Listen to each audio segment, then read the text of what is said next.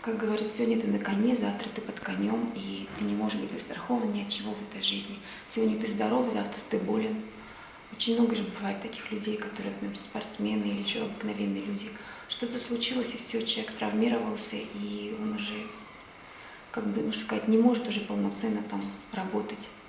И его вычеркивает уже общество. У нас же оно, я не знаю, не как европейское. У нас люди с ограниченной возможностью, они не могут стоять наравне с людьми, например, когда вот отбор вакансий, да, вот проходит на работу ищут людей, они все равно в первую очередь берут людей тех, которые здоровые, стопроцентно, то есть они могут бегать, ходить, а с ограниченными возможностями все-таки немножко как-то с опаской. У нас нету такого, чтобы они спокойно получали работу, чтобы они могли куда-то зайти в какой-то магазин, и даже вот в автобус тот же самый у нас невозможно тоже зайти, потому что, ну, нету у нас такого в городе, и, мне кажется, и в России тоже.